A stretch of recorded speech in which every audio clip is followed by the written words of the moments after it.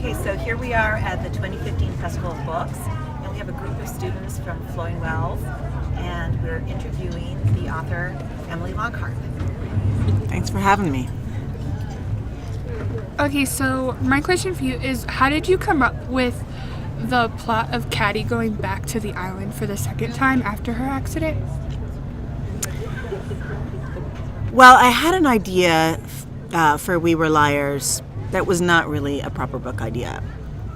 And that idea was really just to write a book set on an island that was relatively isolated. I was really interested in these little private islands that I have never visited but seen off the coast of Massachusetts, and the houses that are on there always look very intriguing to me. So I basically had an idea for a setting, and I had an idea for a family, a privileged white family with a patriarch at the top and three beautiful grown daughters and a group of grandchildren. And I was interested in the lives of the grandchildren of this kind of almost fairy tale-esque family. So a family on an island is not a story. So I was carrying this setting and this kind of group of characters around in my head, but I did not have a story for them. And this went on for like a year. It was a very long period of time that I was working on this without getting anywhere.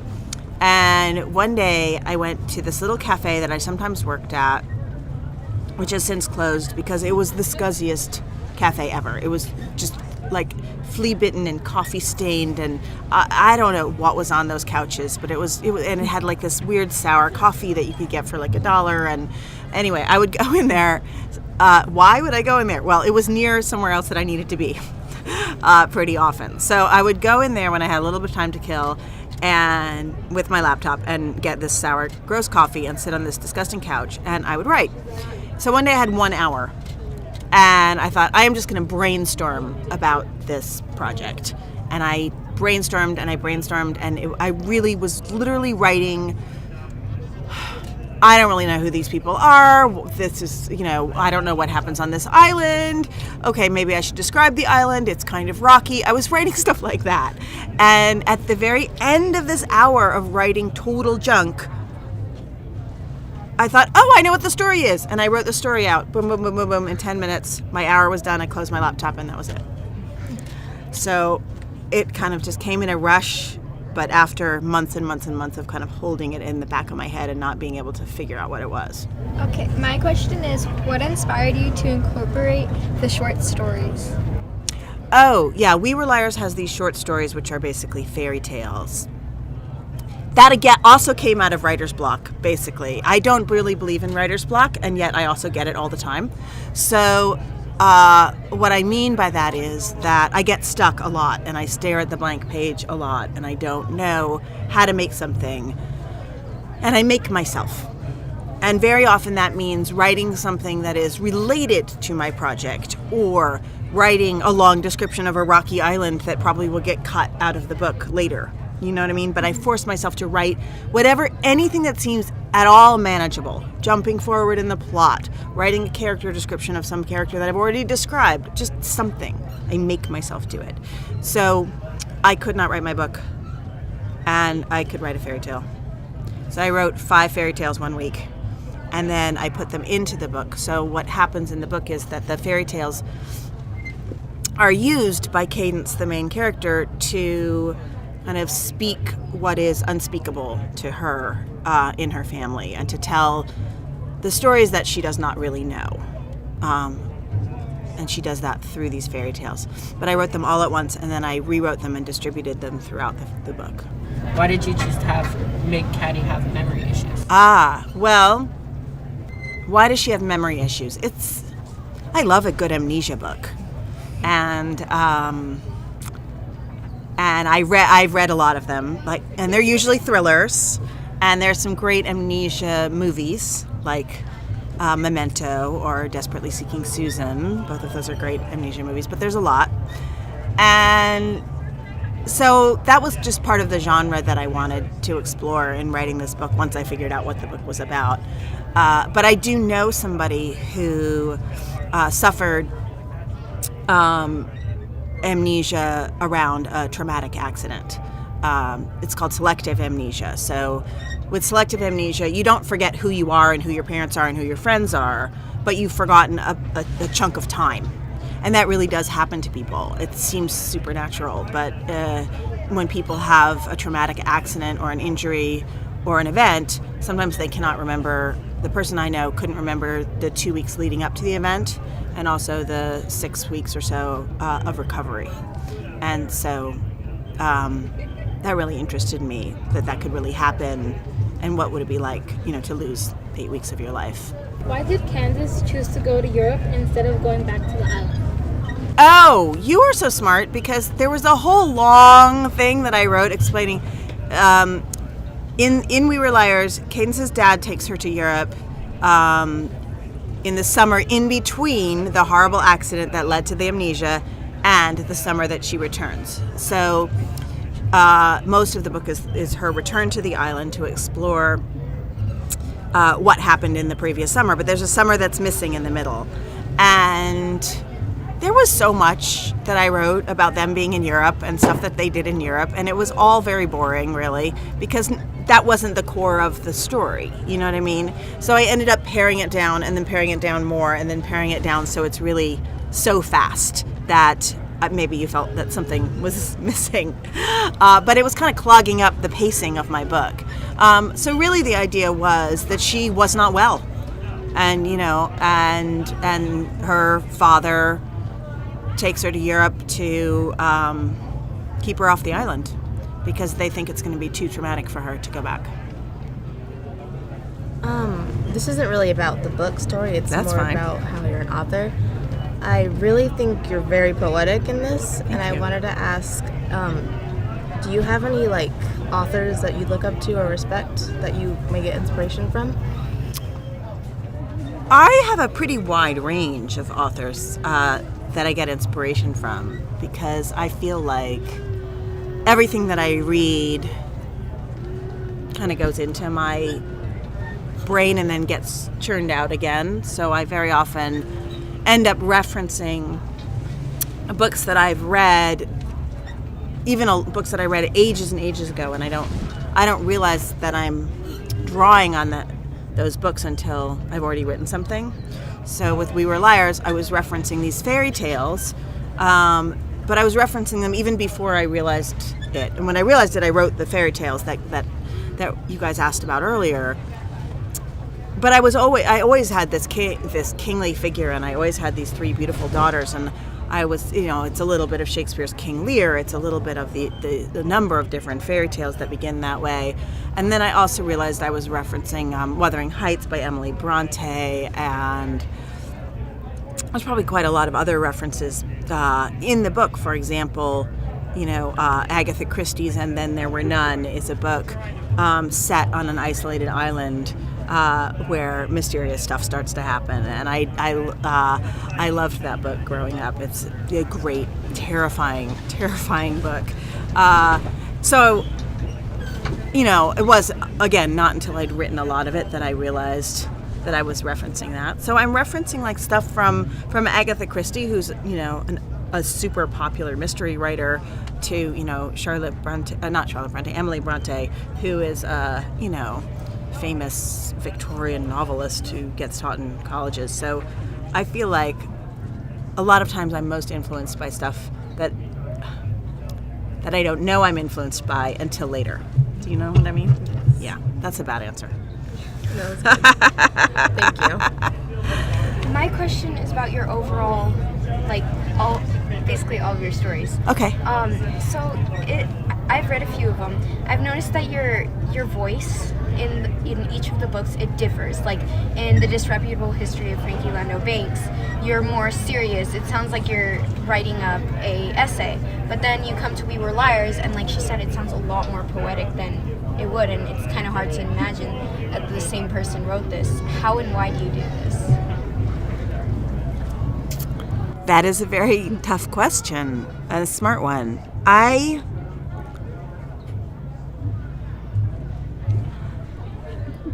I guess all I can really say is that what I really like as a fiction reader is when whether a book is in first or in third person, I feel like I know who's talking and that voice is very distinct. So to go back a little bit to the earlier question, a lot of the writers that I most admire are very voicey writers. You know, I love Tom Robbins, and I love Alice Walker, and I love Douglas Adams. And those writers are three writers you might never put together as having similar subject matter or even similar audiences. But they are all writers who have extremely distinct voices. And usually are, pretty stylized voices. So I always love those stylized voices. To me, they, for some people, they're they're too showy or they are a little off-putting. But I always feel like once I get used to reading a stylized voice, it is very thrilling. So I guess I'm basically just trying to do that, to find the voice that's right for that story. And so in We Were Liars, it is a very streamlined, kind of prose poetry type of voice, and in Disreputable History, it's very hyperverbal. It's very playful, in a way that We Were Liars is not. So the style in Fly on the Wall is maybe a little more like We Were Liars. So I had done that kind of prose poetry before, but that's much more of a comedy, and it's very dirty-minded. So just be ready if you decide you want to read it. For the liars, were they a ghost or her imagination? Who is listening to this recording, and have they read the book yet? But I'm not surprised you asked that, because it's what everybody wonders. But I'm not going to answer it. Did you base any of these characters from people in your lifetime? Oh no, these horrible people are not people that I know. No, they're all. They're all a little bit of me. I think that actually, Gat, who's the love interest in the book, and if you haven't read the book, there's the main character is Cadence, who we've been talking about, and she's the heiress to this family that owns this island, and she falls in love with an outsider boy. And by outsider, I mean he's an outsider to her family. He's an Indian American boy, and he is middle class and very intellectual, very sparky. He doesn't take things as they are, but questions everything, questions authority. He's very much a catalyst for the social awakening of Cadence and the Liars. He's the kid who's most like me. I was the kid reading all the books. I was the kid writing on my hands. I was the middle-class kid at an elite high school and an elite university on scholarship. So even though, I don't come from the same kind of heritage as Gat, I didn't grow up in New York City like Gat, I don't have, a widowed mother like Gat does, and I'm not a boy, there's a lot of me in his character, and that's true for the bad guys as well. There's a lot of me in Grandpa Sinclair, much as I hate to say it. Ambition and Frosty. Yeah, exactly. I got both those things going on. One other question. So for the fairy tale about the dragon and the father, what is your input on that? Who do you think killed the daughters? Oh, okay. So in the book, one of the fairy tales. You've been thinking about the fairy tales a lot. I like that.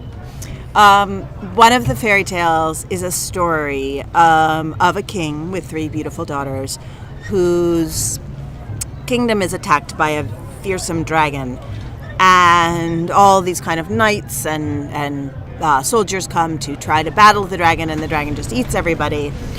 So the king decides that he will try the persuasive efforts of a fair young maiden, and he sends one of his daughters up to the dragon, and the dragon eats her. So then he figures we'll try again, and he sends another one up, and the dragon eats her, and then he sends the last one up, and the dragon eats her, and it doesn't end well. So the question is, who killed the princesses? Was it the king or was it the dragon? And there's not an answer really in the book. But I think I'm inviting you to conclude that the king killed the daughters.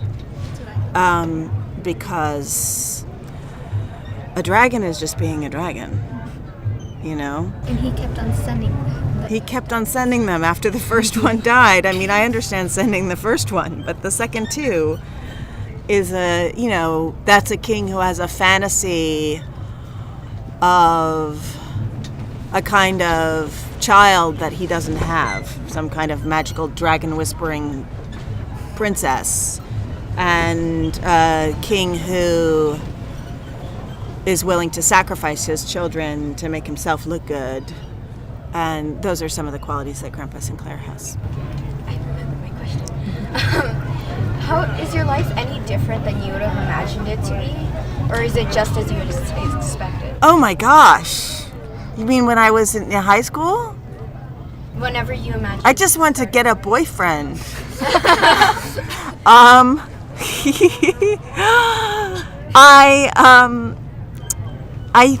I was in high school, I'd been a writer, very ardently writing fiction from basically like third grade through end of middle school.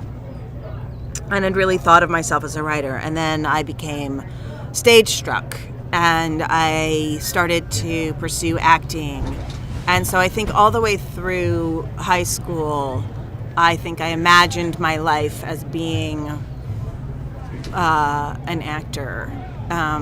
This was a fun fantasy that was not really grounded in my talent or my willingness to work hard. By which I mean, I might have a tiny bit of talent as an actor, and I might have a tiny bit of talent as a writer. But one thing that I found when I started to pursue writing was that I was willing to work many, many, many, many hours to get better. When I look at a piece of my own prose, I'm actually quite enthusiastic to go in and mess with it and rearrange it and fix it and make the sentences prettier and change out words and make the rhythms better. This is not boring, and I'm not afraid to do it. Sometimes there are bits that are scary, but I just take a deep breath and I keep doing it. And with acting, when I look back on what I used to do, I would think, well, why don't people think I'm awesome? Because I'm awesome, right? But I did not really do the work, like the deep, scary work that it takes to be an actor, which is similar to the scary work that it takes to be a writer, to refine and refine and refine what you're doing and to understand it and to put your emotions out there. I was not willing to do that. So when I look back at like why people thought I wasn't awesome, it's because I was not awesome. And I don't think that that's a question of being born with talent. I think that's a question of what you're willing to pursue excellence in. You know what I mean? I liked it. It was fun, but I wasn't pursuing excellence in it. So that was a very long-winded, I don't know. I wanted a boyfriend. I wanted to live in New York. I have a boyfriend who I'm married to, and I do live in New York. So those things are the same. But grown-up life is different than I ever pictured it. It's weirder and more ordinary and happier also. I was actually kind of wondering, like, why you didn't write down why Candace was bleeding. Like, when is she bleeding? like when she's like sitting down on the table next to Gat, like he like helps her. Oh, she's always bleeding. Yes. I was wondering, like, why. Why do you think she is bleeding? What happens in the first scene of the book? She like thinks like she hits herself. Okay. So her father leaves her, and he pulls out a handgun, and he shoots her in the chest. Does that really happen? No, because he's still around later. He's not going to prison, and she gets up and dusts herself off and goes back into the house, right? So, but after that, she is still bleeding. And she's bleeding all the time about her grandmother dying, and she's bleeding all the time about her father leaving her, and she is like an open wound, right? But lots of us walk around with open wounds that no one can see. So that's why. Are you as poetic on a daily basis? Well, I get paid for this stuff. I practice a lot. Yes, you can. You know, I mean, you can have your own version of my job. What made you think about adding Cadence to give her stuff away? Oh, that is an interesting question. I have a friend named John Fryer, who's really interesting. He's a photographer, and he's also kind of an artist in not the usual sense. He sort of does like I don't even know what the word for it is. He does things that are art, that are not anything you could hang on a gallery wall. And he did a project called All My Life for Sale, where he sold everything. He sold his toothbrush, he sold his packets of instant soup, he sold everything in his entire life on eBay, but mainly to people in his neighborhood and people that he knew, because nobody wants to buy your packet of soup.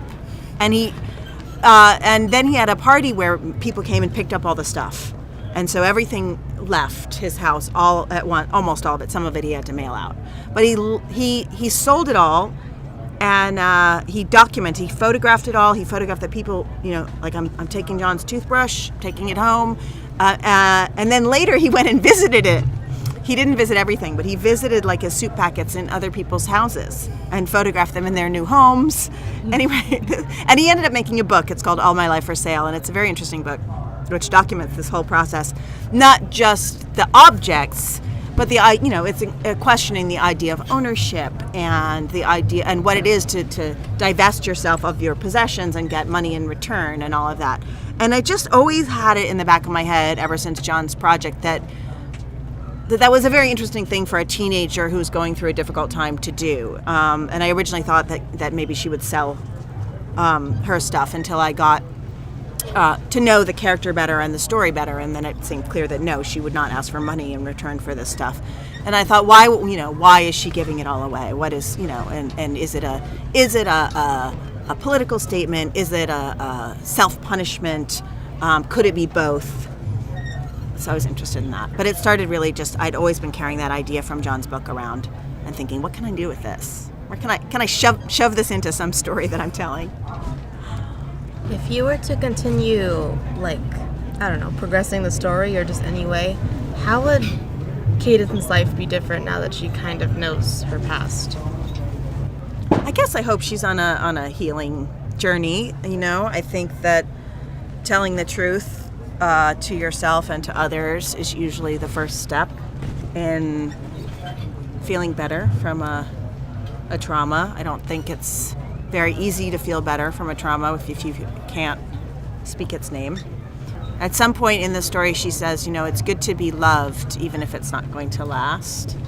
And I think that's one, aside from knowing the truth about what happened, one thing that she has felt over the course of the summer in the story is that she's felt that she is loved, not just by Gap, but by Mirren and Johnny as well. And to know that, that is real and that you can carry that with you. I think that there's, correct me if I'm wrong, but there's a portion in the book where she talks about Gat wrapping her wounds on her wrist, and it seemed like she was self-harming.